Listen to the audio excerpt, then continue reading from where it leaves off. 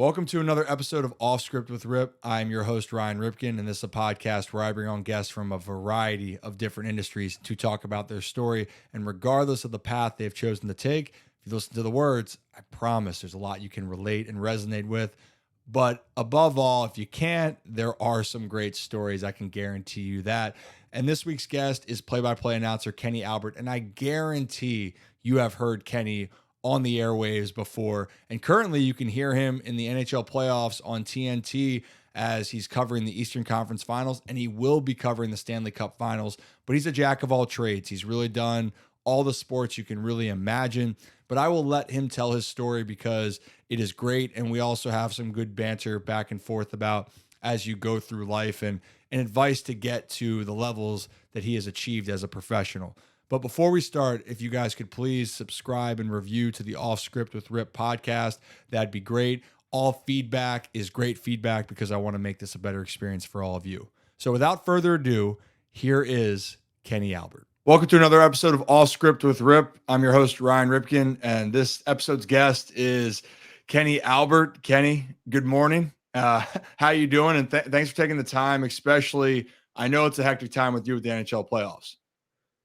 Great to be with you, Ryan. Hope everything's going well and look forward to chatting. Yeah, you know, it's interesting. I never was on social media very much until the last year. And I always had reservation just because it can be very overwhelming. But for our relationship to be able to communicate, that's where it kind of started. It was, it popped up that I could follow you, you could follow me. And it just started with a message.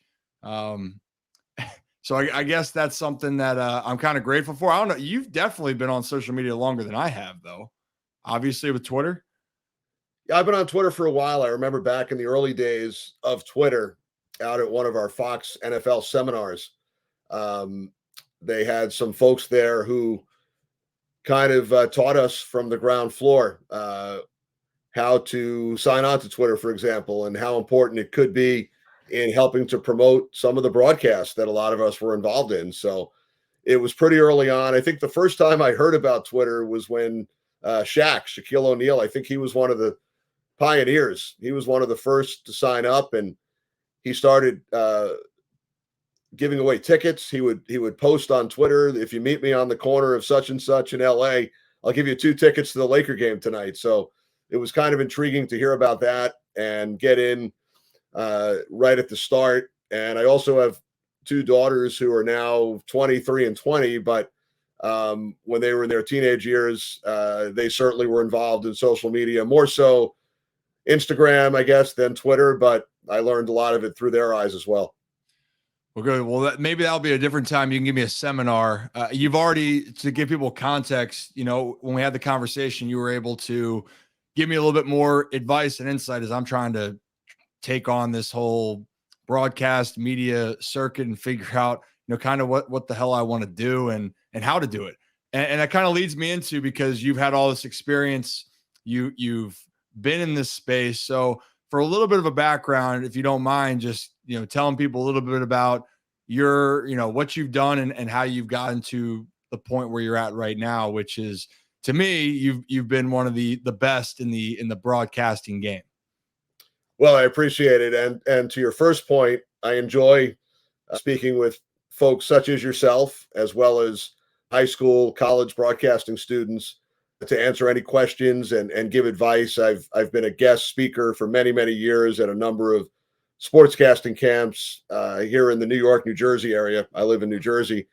And it's been a lot of fun to see some of the boys and girls at the time who turned into men and women who I met along the way at some of those camps, who now have thrived in their professional careers. So I know I'm kind of making myself seem old, I guess, because it doesn't seem that long ago that I was in your shoes, but that's something that I enjoy doing. And I hear from many of them throughout the year.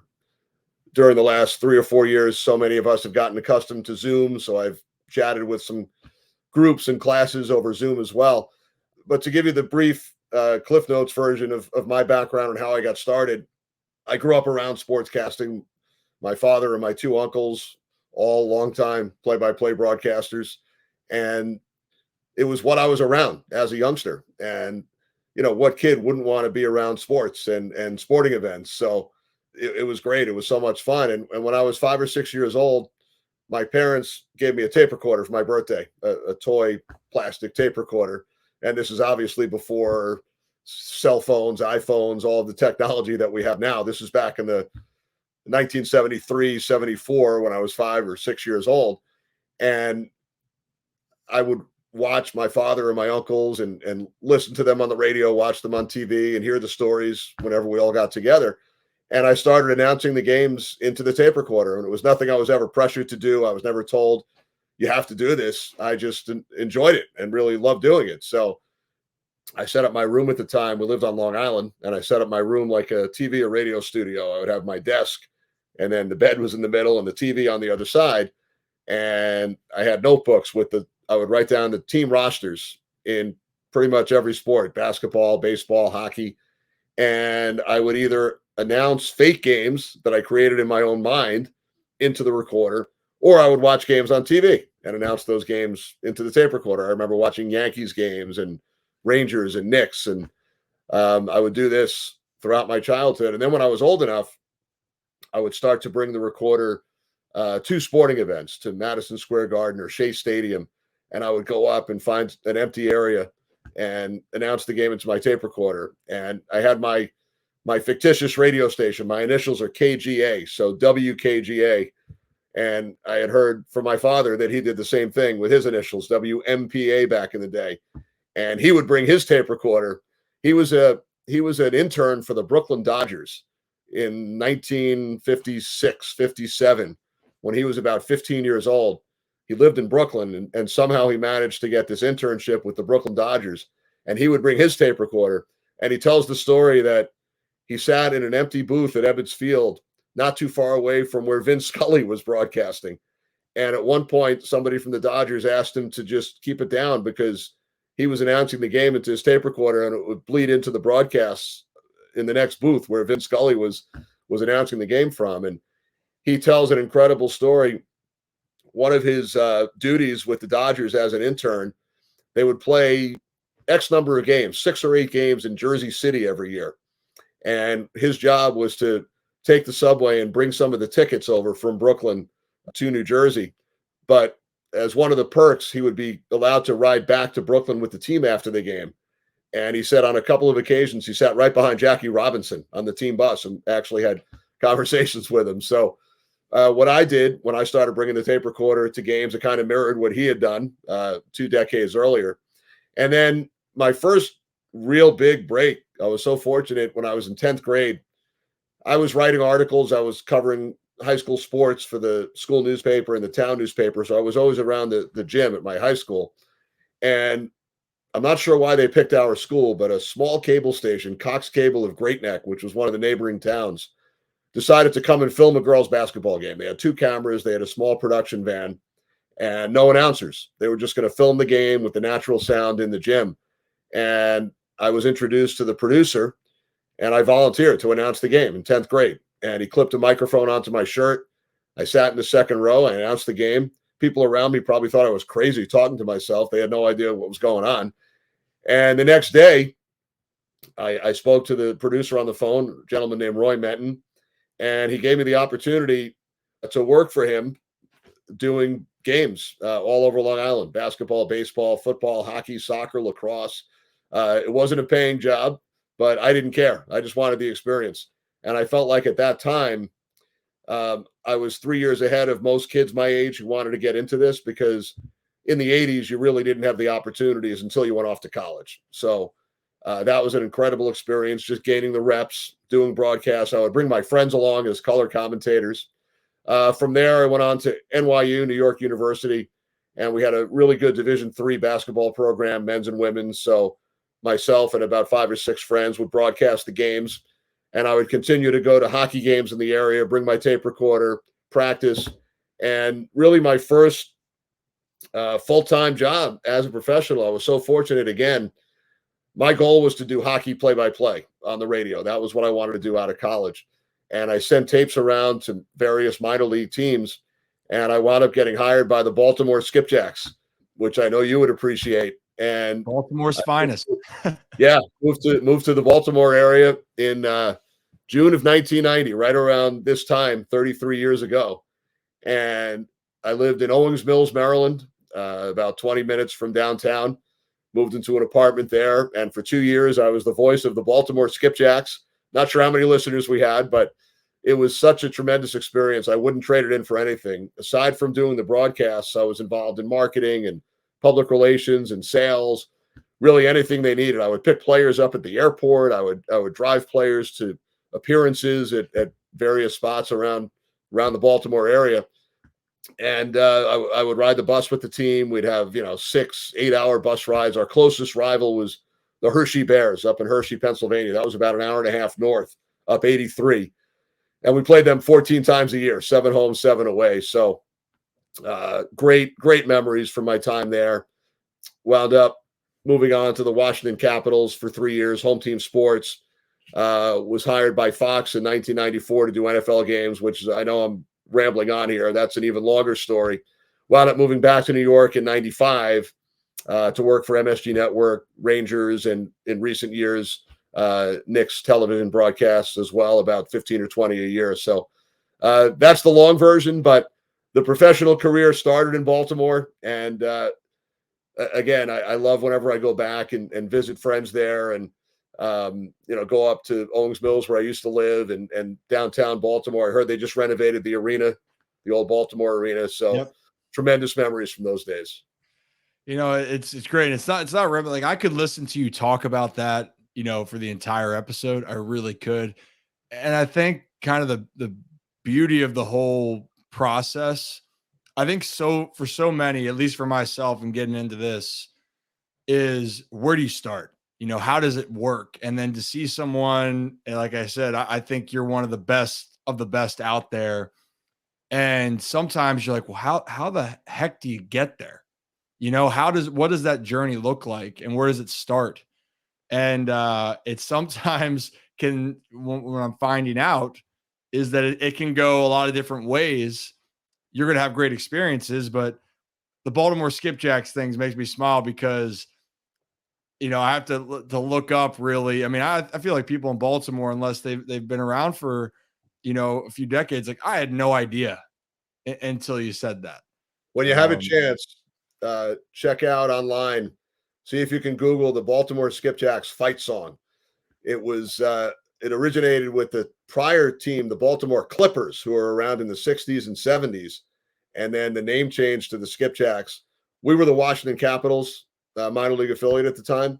Yeah. Prior, the Skipjacks, and I think the Clippers had been the Pittsburgh Penguins affiliate, the Rangers affiliate back in the 60s. But we didn't have a huge following. I think we would average about 3,000 or 4,000 fans per game, but it was a passionate following. And there was a Skipjacks fan club, and I could still picture some of the members. But we had a unique goal song that would play every time the team scored. And there was one game my first year in October of 90. The Skipjacks actually scored 9 goals in the first period. So this song, it sounded like it was playing on a loop continuously at the arena. Now for hockey fans who might be watching this, we didn't have a lot of success on the ice those 2 years. The team made the playoffs the first year, lost in the first round, missed the playoffs the second year. But some of the people that were a part of those teams, we had a player my first year named Joel Quenneville, who had been in the NHL for about 10 years. Washington acquired him as a depth player on defense, and he wound up spending about 40 games with the Skipjacks. Well, he went on to coach the Chicago Blackhawks to 3 Stanley Cups, and he's the second winningest head coach in NHL history. Our assistant coach was Barry Trotz, who is the 3rd winningest head coach in NHL history, who coached the Capitals when they won the Stanley Cup in 2018. He was my roommate on the road. To save money at the minor league level, the team had the assistant coach and the radio broadcaster share a hotel room together on every road trip. So coming out of that team, fast forward 33 years, the 2nd and 3rd winningest head coaches in the history of the NHL. And we had some terrific players. Keith Jones, who's my broadcast partner on TNT, will be working the Eastern Conference Final and the Stanley Cup Final together. He was on the Skipjacks at the end of my 2nd season following his collegiate career at Western Michigan. He just became the president of the Philadelphia Flyers. That was announced last week. So he came from the Skipjacks as well. And I know this will be near and dear to your heart. So during my time in Baltimore, I enjoyed attending Orioles games, and I was actually at the last game at Memorial Stadium as a fan. I was at the first game at Camden Yards, and I also, once I started working for Home Team Sports in 1992 through 95, I actually filled in on some Orioles telecasts. So I worked about 5 or 6 a year for 3 years with Jim Palmer and Mike Flanagan and John Lowenstein and Tom Davis. So, I mentioned my time with Cox Cable, where I had the opportunity to broadcast a variety of sports during high school. At Home Team Sports, which was based in Bethesda, Maryland, and at the time broadcasted the Orioles games, the Capitals, and the Bullets, who then became the Wizards. My main role was hockey play-by-play, but they gave me the opportunity to fill in on basketball and baseball games. So that went a long way towards, what I do now, and just gaining the reps and the variety in the various sports was so big back then. And the Orioles were certainly a part of it. So what you're telling me, though, in general, is that Baltimore is where you want to go if you want to be successful in the hockey world. And also in general, that the Baltimore sports world, sports media world, whatever it may be, is still filled with a lot of opportunities. That's music to my ears, especially as I'm getting going. It is. And one other area that I was involved in when I was doing the Skipjacks, my second season, which was 91, 92. Not sure if you were born yet, Ryan, at that time, but we had to switch radio stations. So we went to we started at WLIF, and we moved to a station called WITH, which was located in downtown Baltimore. 5 Light Street was the address. And the reason I remember this is at the beginning of that second season, 91, 92, there was a gentleman named Jim Ward at the radio station. And similar to the team, sales were such a big part of it and trying to make money for the organization. And Jim Ward approached me when we made the deal to do the Skipjacks games and carry them on WITH. He said, "Would you have any interest in being a part of a sports talk show?" And play-by-play at the time was my passion. That was what I wanted to do. But I figured, why not get experience in another area as well? And it would help promote the team. So we started a sports talk show in the afternoon on this small station, WITH. And I think it was from 4 to 6. And on game days, I would go over and do the show and then head back to the arena. It was about a 5-block walk and do the game.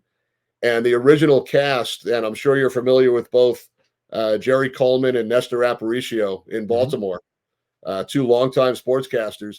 I had met both during my time with the Skipjacks. Nestor was actually covering the team for the Baltimore Evening Sun. Jerry and I had some mutual friends, and we wound up getting to know each other very well that first year. So we brought both of them in to help out as co-hosts and to sell some of the advertising. So the 3 of us did a talk show together. I would miss some of them to go on road trips. And from there, I had to give it up when I went to work for HTS with the Capitals. And Jerry and Nestor continued for a little while, and then they both sort of branched off to do their own thing, and they're still both going strong in the Baltimore market. Yes. Does everyone know your Baltimore connections as well? I've told the story on a number of occasions, and as you know, I have a book coming out in September, and there's a pretty big portion in a couple of chapters on the Skipjacks days, on the Baltimore days, because it was a big part of my life and my professional life, my personal life. It was the first time I lived away from home, really. In school and college, I lived in a dorm in Manhattan. I wasn't too far from home, but I was still in the New York area. So I really felt like the 5 years in Maryland, the 2 years in Baltimore, and then the 3 years closer to Washington, it really helped as far as developing my own identity and making connections. And because I didn't live away from my home area in college, that was sort of like my college years, living in Maryland for those 5 years between 1990 and 95. Yeah, I love the fact. I hope people when they're watching, they hear you calling the games for the rest of the playoffs and the Eastern Conference Finals and the Stanley Cup final. that Kenny's got some Baltimore roots. Well, it's crazy. So two of the three of us, myself, Eddie Olczyk, and Keith Jones, two of us who will be calling the Stanley Cup final were members of the Baltimore Skipjacks. One is a broadcaster, one is a player. That's I love that so much. I'll make sure to tweet that out over the next couple of weeks. Please do. I'll retweet it 15 times at least. You're talking about all this and getting going, and I touched for a second about where you kind of feel daunted with the task of trying to figure out. And I think we all get caught up in the what ifs and how do I do this? Where do I go? During the time when you're doing the reps or even your experience with the minors, it sounds like when we talk about it, it's a lot, and it is a lot that you have to put in, but you're also saying that you weren't perfect, far from it from the start, right? Correct me if I'm wrong. Maybe you're one of those guys where and I get it, and we could talk more about even you come from a family, and I can relate to that, where you feel like it's kind of instilled, but it wasn't just snap of a finger. You knew what you were doing. Right. And that's a great point. Now, I grew up obviously watching and listening to so many games. I would tag along and sit in the broadcast booth and keep stats for my father during my high school and college years. But just gaining those reps were so important. I'll go back sometimes and listen to some of those early tapes, whether it was with the Skipjacks or Home Team Sports or even the early years at Fox. And, sometimes I can't believe it's the same person. The voice sounds different. And you just learn. I still feel like I learn with each and every broadcast. I might pick something up from something I hear on another broadcast. It's always important to go back and watch your own or listen to your own work because, for example, as a play-by-play broadcaster, you might feel like you're using the same phrase too often, and you won't really pick up on that while you're doing it. But when you go back and watch, then you will. But just the reps in those early years, the practice, similar to a player, I'm sure, who starts in the minor leagues and learns the fundamentals of whatever sport it might be.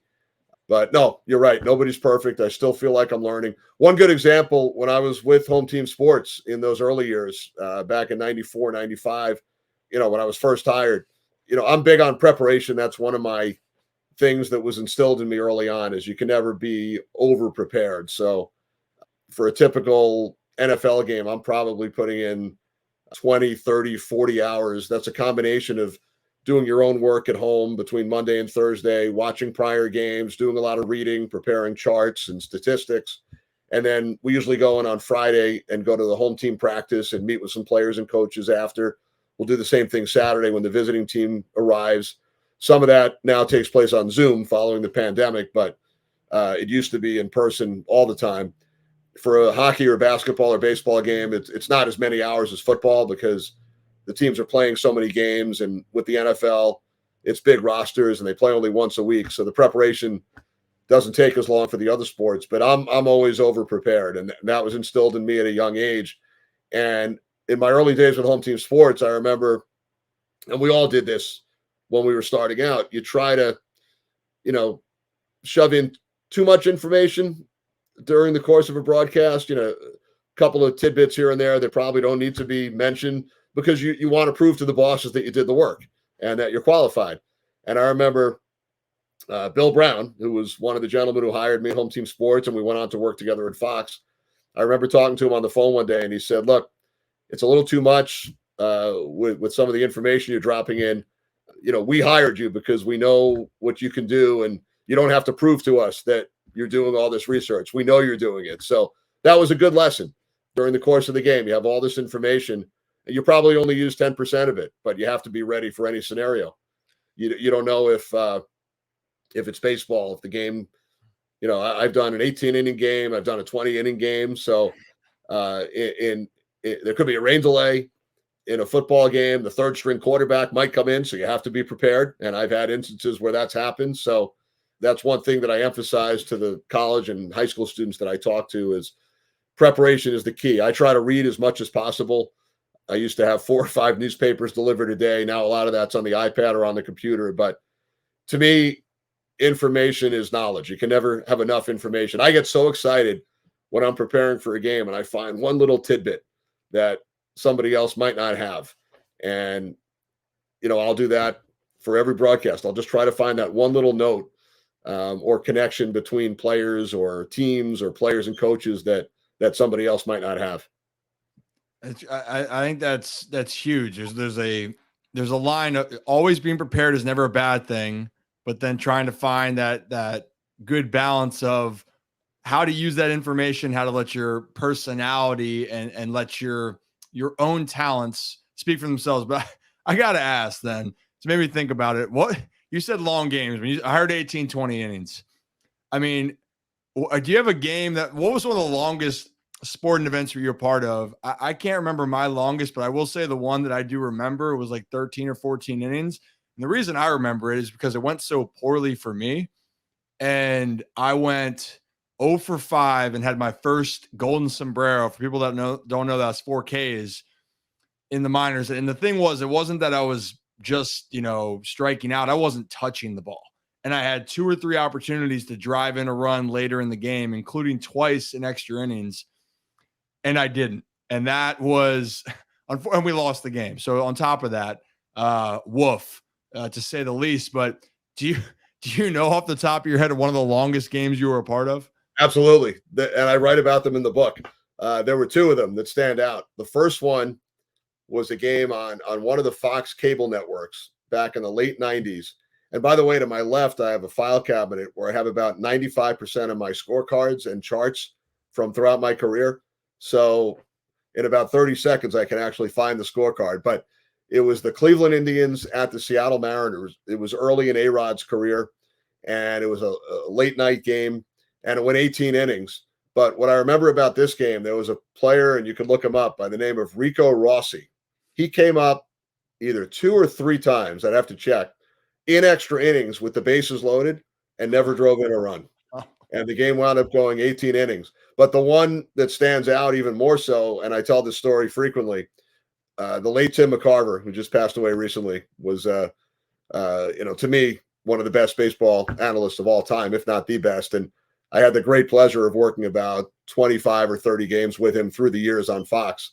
We had a game in April 2010 in St. Louis, the Mets and Cardinals, 20 innings.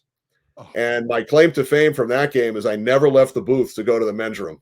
6 hours and 53 minutes, I think, I see the look on your face. Never went to the bathroom. The game went 20 innings, and it was scoreless through 18. It was nothing through 18 innings. Each team scored a run in the 19th, and then the Mets wound up winning the game in the 20th. Now, there was a men's room nearby. Now, if you think about it from a broadcaster's perspective, in between innings, we only have 1.5 to 2 minutes, right, during the commercial break. If there's not a close men's room, you can't go. There was one close enough. Never felt like I had to go. And I think part of it is mental, because you never think the game's going to go that long. You're expecting it to end in the 10th and then in the 11th, sure. 12th. I guess I had water, maybe a Diet Coke with me, so I didn't drink that much. I think Tim only went once, but made it through 20 innings. But it's funny, because when I do a football game or a basketball game or a hockey game, I always go to the men's room at halftime or between periods. I think just mentally your body knows that you have the ability to leave for a couple of minutes, but during a baseball game, you really don't. So that was the longest baseball game, 20 innings, Mets, Cardinals. In hockey, I've worked some triple overtime games, but again, you have the 15-minute intermission between each period. And in football, I've worked, believe it or not, a number of tie games. There's one that you probably remember. It was Philadelphia, Cincinnati, around 2007 or 8. And Donovan McNabb was quoted after the game. He didn't realize the games could end in ties. He thought you just kept going. So I actually worked that game. I had a tie game in London, also Cincinnati and Washington, about 5 or 6 years ago. And that was when the overtimes were still 15 minutes. Now they're 10. So these days you're probably more apt to have some tie games, but the Eagles, Bengals, that was probably the most memorable one as far as a long football game, and then the 20-inning game in baseball and some triple overtime games in hockey. Now, the thing about the 20-inning game, it didn't go late into the evening because it started at 3 p.m. local. So it wasn't one of those where you went until 4 a.m. It This ended was at at about 9 p.m. then? Is that yeah, right? it ended about 9 or 9:30 p.m. local time. I still And can't get over the fact that you didn't go to the bathroom for 6. I guess never went. you weren't hydrating that much, but Right, probably should have been, but never went. Never it, went. 7 hours. I don't know why this prompts, and this is so. On the flip side, I tried to. One of my buddies and I, one of my teammates on the other side, and this was not a good idea. We wanted to try to finish a water bottle an inning when I wasn't playing on the other spectrum. And kind of to your point of, you think that the game's going to end earlier, and that was a challenge. We said, we're not going to go to the bathroom. Yep. We're going to get hydrated, and whatnot, and just try to have some fun. Game went to extras. I think that might have been one of the most excruciating bathroom experiences for me, because I had to go probably since the fourth. Game ended in the 12th. That's probably the anti of what I went through, because I didn't hydrate enough. Didn't have to go. You hydrated too much. Never went. Yeah, and it just prompted that. But that's the really unpredictability of baseball in that sense, because it's innings. At least in football, it's goes a quarter in the regular season, you're done. Hockey, I know that they changed the rules, but now it's into shootouts in the regular season instead of, continuing to go to overtime periods. Obviously, playoffs way different. Yeah, and in the regular season, they would only go 5 minutes, so it wouldn't be as long. But in the playoffs, it could go. And in the hockey games, when they go to second or third overtime in the playoffs, I'm always rooting to set a record at that point. You're there anyway. Why not? The record is 6 overtimes back in the 1930s.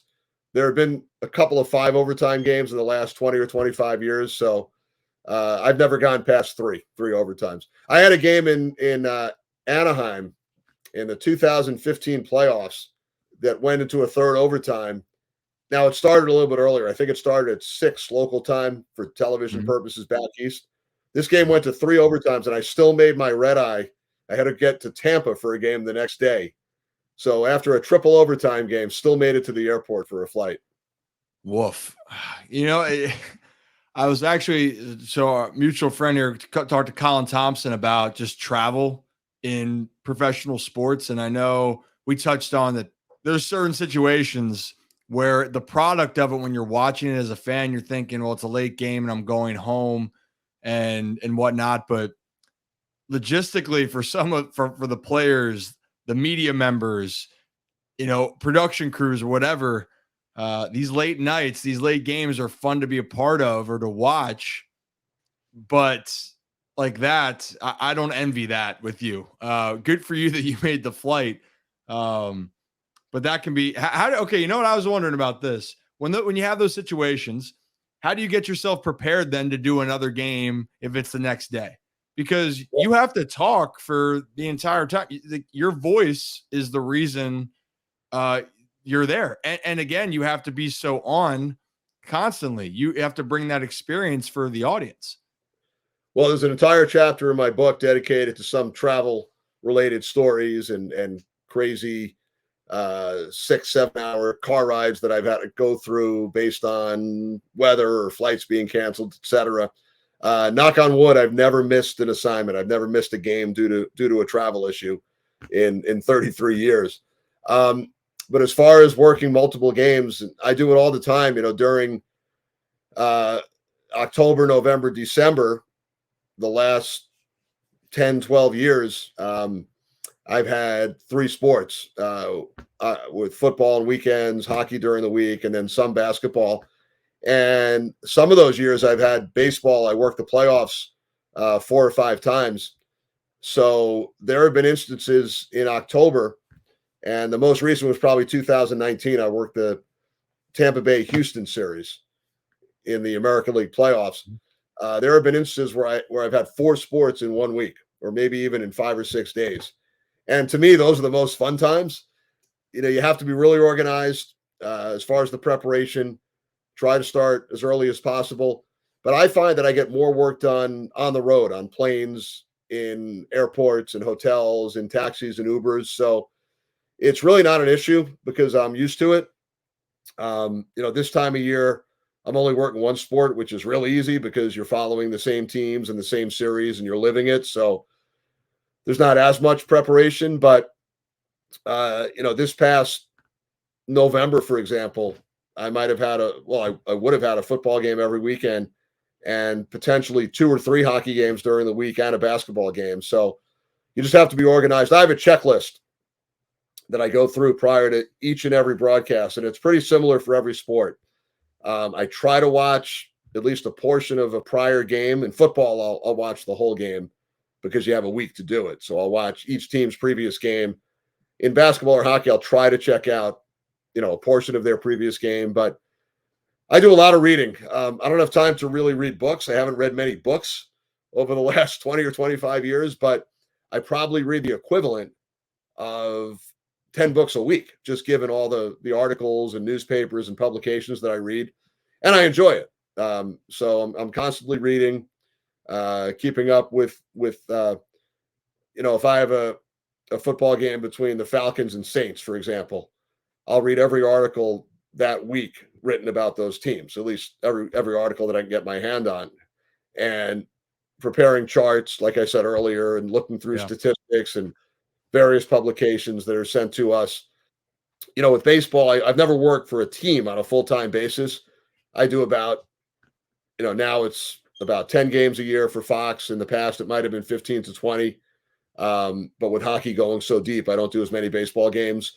So it's similar to preparing for a football game because I'm just coming in and working 2 teams that I haven't necessarily seen all year. So I try to catch up on their season, read about a week's worth of articles. We'll go out to the stadium on Friday night before a Saturday game, go to batting practice, talk to people.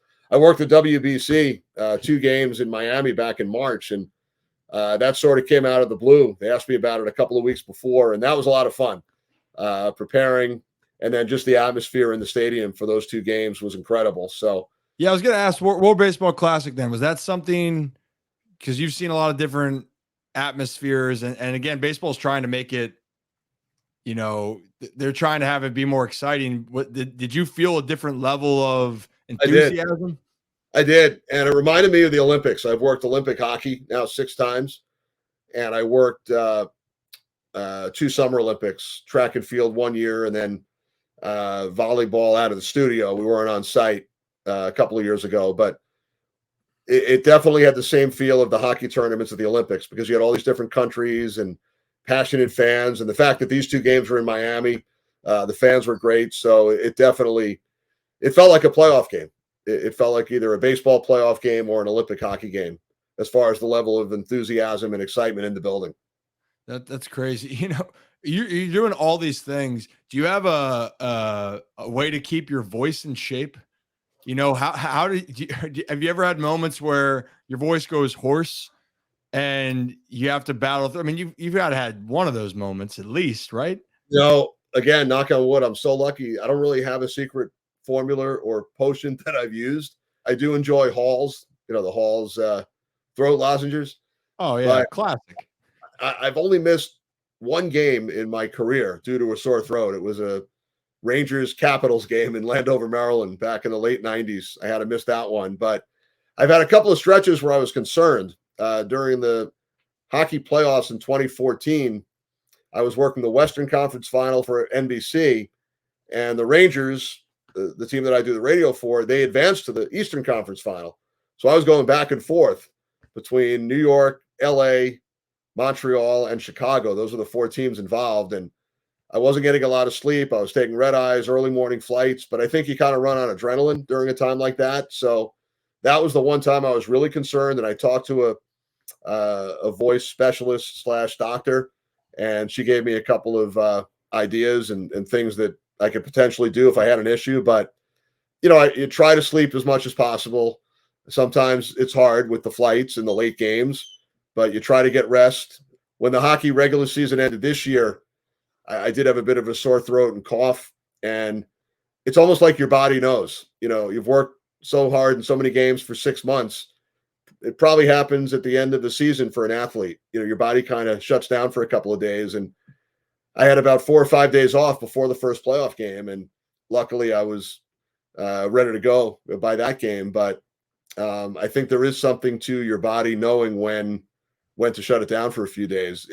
It's happened in the past when football season has ended. There's so much for those 4 months during the NFL season for a broadcaster, I feel, and I'm involved in other sports too, so I'm busier than many others, but it's just such an intense 18 weeks with all the preparation and watching the games and all the reading, and the other 8 months of the year seem like a vacation, to be honest. But it's so intense, and I've had times after a football season has ended where, again, your body, I think, knows, and for 2 or 3 days you just feel exhausted, and then you're ready to go back to work again. Yeah, get back on the horse. You're saying you get tired at the end of the season. I was tired all the time. It felt like during the season when I played. And that's why, just even though it's a part of it, like you get up and you're gonna, maybe you say it's the adrenaline. You gotta force yourself back into it. I just find it fascinating because you literally are running around so much, but it's a testament. And again, I'm going to go rewatch this quite a few times because this is helpful to understand about what really goes into it, what you can kind of expect. And I will say in baseball, episode or I guess it's 12 with my buddy who's my roommate and he's an MLB PA agent, George Iskandarian. We talked about like getting into a system and not understanding exactly, and then you got to walk it. I didn't understand that even though I came from a baseball family. So to hear this from the broadcast world, I have an idea, but it's always good to know more. And I wanted to touch on then, because of the fact you mentioned it way earlier and you brought it up a couple of times with your family. And I always thought it's interesting. I also, I was always cognizant of that growing up where, I didn't even want to lead or talk about what your own family's accomplished because your own career speaks for itself. And, my dad, it's if you live under a rock in the sports world, then you wouldn't have heard who Cal Ripken Jr. is or Bill Ripken or even my grandfather being involved. Mm-hmm. Did you ever feel, and I know we touched off air about it, but was that something for you? You were excited, but did you ever feel like a pressure and expectation that if you didn't reach a certain level, or was it just more all positive that, what I watched what my family did, I just so badly wanted to do that? Maybe I'm not the norm, but I never really did feel the pressure. It was 99% positive. It's really all that I ever wanted to do. And I practiced a lot when I was a kid, as we talked about, and was able to tag along, as I'm sure you did as well. But I never really felt pressure. And again, maybe I should have along the way, but I just felt if you work hard and learn the business, and as I mentioned earlier, was able to create my own identity. Now, I certainly realize there were some steps along the way where maybe I had a bit of an easier path as far as connections and meeting people, and those connections leading to opportunities. But I feel like once you're hired, you have to prove yourself and prove that you can do the work. Back in '94, when Fox, Rupert Murdoch, made this crazy bid for the NFC package after CBS broadcasted NFC games for 38 years, I never in my wildest dreams thought I would be doing network football, let alone at the age of 26. I wanted to do hockey on the radio and maybe morph into some other sports later on. But when Fox acquired the NFC rights, they decided to bring out a bunch of different people for auditions on both the play-by-play and color side. And as it turns out, they hired 6 crews: Pat Summerall and John Madden, who are obviously greatest of all time, Dick Stockton and Matt Millen, who were a veteran crew that came over from CBS. And after that, David Hill and Ed Gorin and George Krieger, who were the Fox executives, they decided to take a shot on 4 young play-by-play announcers, all of us who had family in the business, ironically. And that's when they hired myself, along with Joe Buck, Tom Brenneman, and Kevin Harlan. And I'm really proud to say that 30 years later, I'm still at Fox. Joe obviously has had a Hall of Fame career, long time at Fox and now at ESPN. Tom Brenneman was at Fox for 25, 26, 27 years doing baseball and football. And Kevin Harlan has had a great career, first at Fox and then at CBS and TNT. So they took a big chance on all four of us back then. And, I think they made the right choices as it turns out. But back then, I'm sure they received criticism on hiring four really unproven broadcasters at the time. The last football game that I had done before my first NFL game was a Division III college game, or it might have been 1AA. It was Wagner College on Staten Island in 1989. I think Joe Buck had never done a football game prior to that professionally. So we were all in the right place at the right time, and very fortunate that Fox made the bid for the NFL, and they decided to take a chance on the four young broadcasters. But to get back to your initial question, even then, I don't think I felt much pressure. I felt like it was what I had always wanted to do, always hoped to do, practice for so many years as a child. Yeah. And again, once you get hired, you have to prove yourself. You're not going to keep the job if you can't do it. You got to walk the walk. You got to be able to go out and prove yourself, because no one else can do the work for you. And I think that's always something for me. I always got frustrated with that component where, and I think maybe that's just different circumstances, but I never felt like I was earning, or I never felt like people were giving me the credit or earning what I was doing. And to the point now, and I told you, I don't even, if I don't have to introduce myself as Ryan Ripken, I won't, and not that I'm ashamed of the name, but I don't want anyone thinking of me any differently, or, they want to, if you're going to like me, you believe in what I'm doing, have it be for me. So that's why I bring it up. And again, two different circumstances. But then on another note, I know we talked about that you go through reps, but I mean, do you ever have thoughts go into your mind about, like, can I even do this? Is this even, am I doing something wrong? Did any self-doubts come into your mind through this process? Or were you always having a belief that you were going to put the work in and it was going to work out? You didn't know how it was going to work out, but you still had that firm belief that it was going to happen. I think I always had the belief. I remember during my days in Baltimore with the Skipjacks, when you're at that level, and again, I was really lucky to start at the equivalent of the AAA level in hockey, and in a major city in Baltimore. We had a lot of small towns in our league, and I was really lucky to start in Baltimore and make some of the connections that I did there with the folks at Home Team Sports and by doing the radio show at WITH. But during those years, yes, I remember thinking to myself, am I good enough? Am I going to ever be good enough to make it to the next level, to the NHL level? And at that time, there were only 21 teams. Now there are 32. So that's 22 more play-by-play slots between radio and television. I left this out earlier. When I was in New York as a college senior, I did have the opportunity to fill in on a couple of New York Islanders games. So I had 4 NHL games, and I used those tapes. That's what I sent to the Skipjacks and wound up getting the job in Baltimore. So I had a couple of games of NHL experience. But again, during the 2 years in Baltimore, constant thoughts of, will I make it to the next level? If I do, where will it be? And I saw one of the broadcasters in our league get a job with the expansion San Jose Sharks, my second season with the Skipjacks. So I think that gave some hope to the rest of us that by starting in the American Hockey League, you can jump to that next level. And real lucky that HTS wound up having an opening in the same market.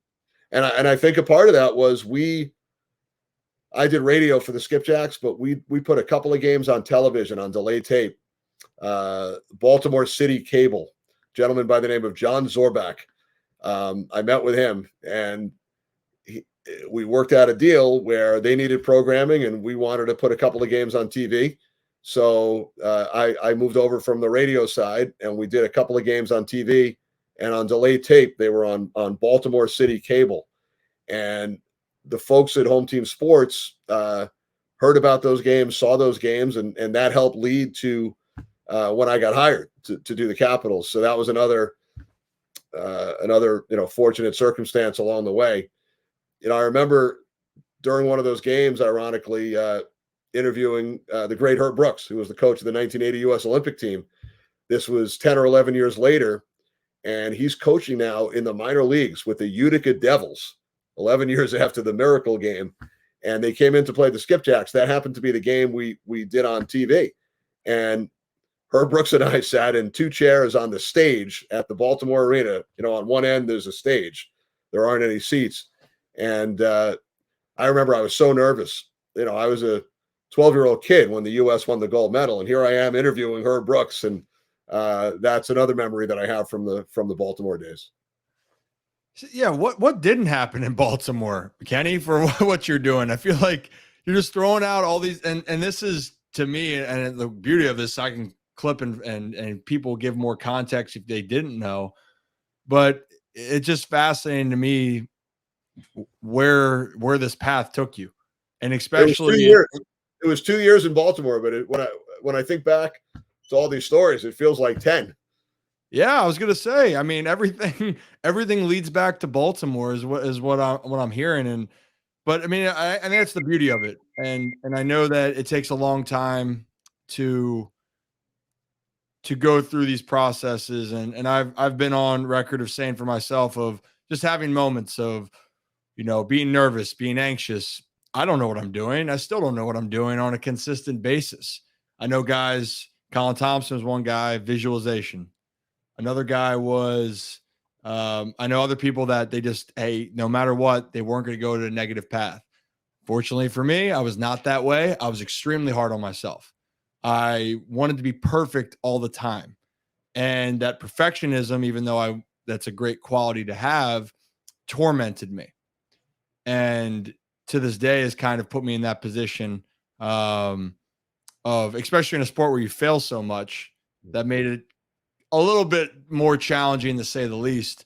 And if I could interrupt for 1 second, I think perfection, I always strive for the perfect broadcast. It'll probably never happen, but yeah, I'll be so hard on myself if I make a mistake or something comes out the wrong way. And it might be something that nobody else notices, but but it kills you as a broadcaster. And I think that another difference between, what you've gone through as a player and what I go through as a broadcaster, as an athlete, what most people are looking at, during your career, for example, are numbers and statistics and analytics, right? So they can quantify what you do on the field. In the broadcast business, it's pretty much all subjective. There are no statistics, no analytics. It's all personal feelings on what somebody thinks of you as a broadcaster. So that's one of the angles that's probably totally different between being a pro athlete and being on the other side of it behind a microphone. Yeah. Are you likable? Yeah, I'd love to just be able to just be liked in baseball, but you're right. In professional sports, being liked, a lot of the cases, is how you play. And what did Leo DeRocher say? Nice guys finish last. Yeah. Well, famous baseball quote. But it's kind of true, right? Or not kind of true. It is. I think a lot of people still will look at how your stats are first, and then look at how you are as a person kind of second. And right. not that's a big part of it, right? How you fit into the clubhouse and with your teammates. That goes a long way. Oh yeah. And there's way more. That's why I try to tell people on teams, especially in the big leagues, it still baffles me when everyone's like, oh, this guy stinks. He's only hitting 200. First off, you make it to the big leagues, any professional, even if you're in the NBA, you're on the bench, NFL, you got there not because you were a scrub. You worked your ass off to get there, and you have talent, but not everyone's going to be the top players. Some of them are going to be even in that rotation of guys that are going to be playing. But there's a lot of things that you can't quantify sometimes in baseball. And I could relate to that, but yeah, subjective for you, because I can't tell you how many times I've heard people talk about broadcasters, and you're right. It's literally, I like how he calls the game. I love his energy. I love his passion. That was informative. I guess for you, is along this path of that, when you were finding your voice and coming into that, was that just over time you got to that comfortable point? Or it was just so many reps, you picked your head up and you went, well, this is my body of work. This is where I've arrived to. But to your point, I know you're still constantly learning. And I think for all of us, you go through that, but you definitely get better with each and every rep. To your other point, as far as being likable, what the viewers and listeners think, so much of it has to do with which team they're rooting for and if their team's winning, right? It always affects it. A lot of us who started off in the 90s and early 2000s are probably lucky that social media wasn't around back then. And I recommend we all do it, but I recommend that broadcasters don't look themselves up on social media, because what I found is there was a 90, I think it was the 99-1 rule that I've heard, which is that 90% of people don't comment on social media. The 9% that do, most of it's negative. And I forget what the third, what the 1% means. But first of all, most people that comment on social media are somewhat negative, right? If someone has a positive thought, they're not going to put it out there. No, but you can't worry about it. I've had fans, and I've seen things where we, the broadcasters, get blamed. If you mention that the pitcher's throwing a no-hitter and then he gives up a hit. Yep. Sitting hundreds of feet up in a broadcast booth, I don't think we have an effect on what takes place on the field, but I could be wrong. The same thing in hockey. If you mention that a goalie has a shutout and then he gives up a goal, the broadcasters get blamed. I've been blamed, and other broadcasters have been blamed for their teams losing, on a typical NFL weekend. People actually keep track of what our records are broadcasting, for example, an Eagles game or a Chicago Bears game. But, I think back to stories I've heard from Bob Costas and Al Michaels and Joe Buck back in the 80s and 90s before social media, when they were calling World Series or Super Bowls, and they would get actual letters in the mail, 500 from one city, 500 from the other city, all negative, you're rooting against our team. That's how they knew they were doing a good job, if it was right down the middle and both cities were mad at them. I think when it comes to the postseason, whether it's baseball or hockey or basketball, fans are so used to listening to their own local announcers during the regular season. And then all of a sudden, the national networks come in and it's 50-50. They're talking about your team 50% of the time and the other team 50% of the time. Whereas on the local, an Orioles broadcast, for example, it's probably 70 to 80% Orioles, 20% the opponent. Then the national broadcasters come into the postseason, it's 50-50. So that's where a lot of that comes from. The fans are so provincial and used to hearing their familiar voices and the broadcasters that they've listened to through the years. And I get it, because on the local aspect, I do the Rangers during the NHL season, but then I'm also doing national games. So fans are so passionate, and they have the right to their opinion, and they'll certainly let you know about it if their team's no doubt about that. No doubt about it. All right, so I got two questions, and I'll let you get out of here.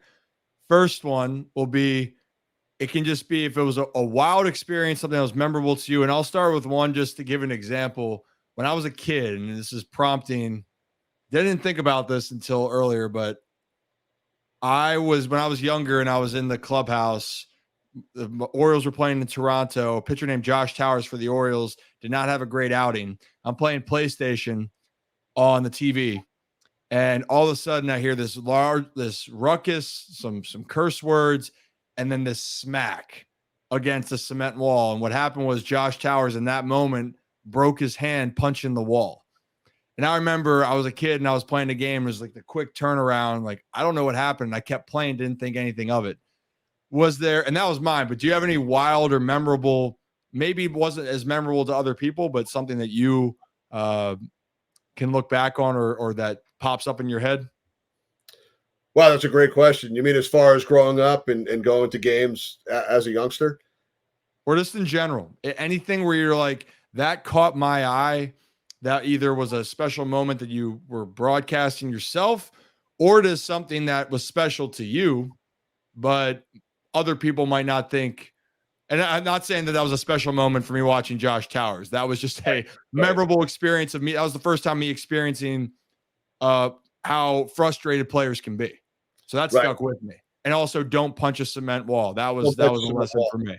I probably don't have one along those lines, but as a kid, getting to tag along and go to games, with my father, but also some of the friendships he had with specific athletes. He was close with Dr. J, Julius Erving, when he played for the New York Nets before he went to the Sixers. And I remember we once actually went to his house. I was about 8 years old on Long Island, and my mother beat Dr. J in a game of horse somehow. So that's a moment that stands out. As far as myself, one fun one that you'll appreciate. I pride myself on my ping pong game. That might be my best sport as far as my athletic ability. I'm not sure what exactly it says, but pretty good at the ping pong table. And at one of our Fox seminars, John Smoltz, who's obviously a broadcaster now with Fox, I had heard about his ping pong prowess. And Eric Karros, who was one of my broadcast partners, the former Dodger, he set up a match between myself and John Smoltz. And I didn't win the game, but I got 15 points off him. He beat me 21-15.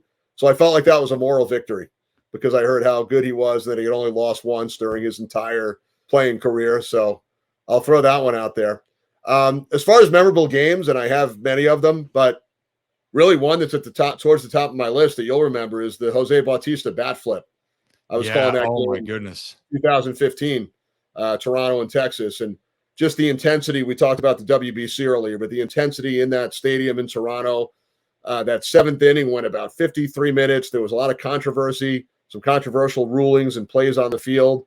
But the Bautista home run and bat flip, it's funny. I do more football, hockey, and basketball than baseball, but that's the one event that I get asked about more than any others. People ask me about being in the booth for the Bautista bat flip.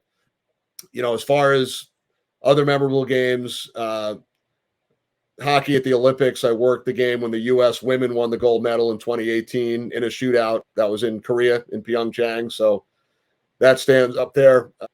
I've done a number of Stanley Cup finals on the radio. I did one on television 2 years ago, and I'll have the Stanley Cup final this year. So that'll certainly be added to the list. In football, I have specific moments, I think, more so than games.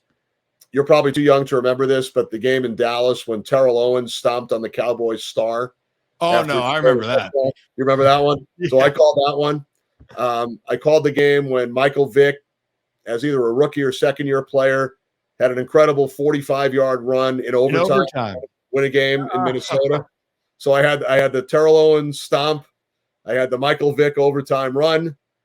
I had there was a Victor Cruz 99-yard touchdown from Eli Manning in a game against the Jets, which helped propel the Giants into the playoffs, and they wound up winning the Super Bowl. I once had Bill Cowher shoving a Polaroid picture into the referee's pocket at halftime because the Steelers were called for having 12 men on the field during a field goal, and they actually didn't. And again, I know you were nice enough to purchase my book pre-order. I talk about all these. I write about all these in the book as well. But the one football game that probably stands out among all of the ones I've done, playoff game, NFC Divisional 2012, San Francisco, New Orleans. There were 4 touchdowns scored in the last 4 minutes. Vernon Davis had the game-winning touchdown. It was Drew Brees and Alex Smith. That was a great game. Had the opportunity to work a Sugar Bowl with Terry Bradshaw and Howie Long as my broadcast partners. It was Notre Dame, LSU, Brady Quinn, Jamarcus Russell, 2007. So that one stands out. Goodness. And you have so many. Yeah, no, those were certainly memorable moments. And I have to mention, as far as events that I've been at but not working, a friend of mine, Eric Merlis, about 15 years ago, compiled stories in a book. It was called I Was There, and he had 100 members of the sports media, broadcasters, writers, discuss their top 5 sporting events that they've ever been at in person. And at the time, among my top 5, the Dream Team games in Barcelona. I was working as a statistician behind the scenes, so I had a front row seat for that one. Ron Guidry's 18 strikeout game for the Yankees in 77 or 78. I was in the stands for that one. And in Eric's book, I mentioned being at Camden Yards when your dad both tied and broke the record. I was still living in Maryland at the time. I was about to move up to New York, but that's in the book as far as my top 5 memorable moments as far as being at a sporting event. That last one's overrated, but Yeah, you can tell him. I won't. Yeah, I'll tell them it's overrated. No, but it's awesome. I know a lot of people tell me, I wish that I remembered that one. I was 2 years old. Lights were on. No one was home. But is there a Kenny Albert highlight tape that I can just go and look up all these things? I know Mike of All Seasons is the book coming out in the fall, correct? I did pre-order and I thought I was getting it last week, so I was a little bit nervous that it hadn't come through. If you did, you would be the first because it's still in the early stages as far as the printing process. But you know what? I'm excited because all these stories that you're talking about, and you said it's all in there. It's going to be, for me, it's epic. Like I'm giddy right now just hearing you talk about all this stuff. But last thing, then, I like to end with this and close. Advice, just one piece of advice that you kind of live by or that you hold on to that other people could resonate with or maybe help some with. Well, I'll probably give you more than one, but as far as young men and women looking to get into the world of broadcasting, whether it's play-by-play, as a studio host, as a podcast host, and behind the scenes, I also usually share that there are so many jobs behind the scenes in sports, television, and radio, whether it's producer, director, cameraman, camerawoman, graphics, replay. There's just, at a typical NFL game I work, there are 75 or 100 people on that crew to help get that game on the air. So my advice would be, go with your passion. But if you're in college, try to get reps in so many different areas. When I was in college at NYU, my favorite was play-by-play, but I would do color some games. I would produce some of the games. I would do the stats. I would be the engineer back at the station.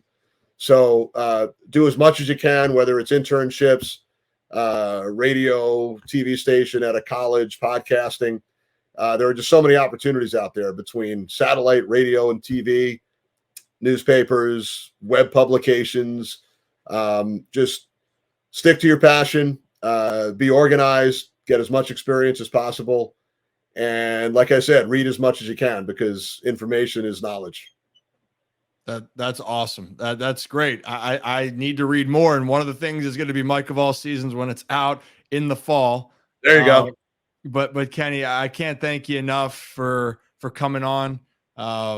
You are an encyclopedia of not only knowledge, but stories. And I'm going to have to pick your brain more and more as I continue in this broadcasting world for myself. So that will do it for this episode. And again, thanks for coming on, Kenny. Thanks, Ryan. Really appreciate it. Great spending time. And if anybody ever has any questions, I'm easy to find on social media. But thanks for buying the book, and hopefully we can do this again sometime. Sounds good. Thank you. I hope you enjoyed this week's episode with Kenny Albert. He really is one of the best in the business. And go check out his book, Mike of All Seasons, which you can pre-order right now. I already pre-ordered my copy. And that's really all I got. But the last thing I have before going, please rate, review, subscribe to the podcast. All feedback is good feedback because I want to make this better for each and every one of you. So have a great rest of your day, and I will see you next week for another episode of Off Script with Rip.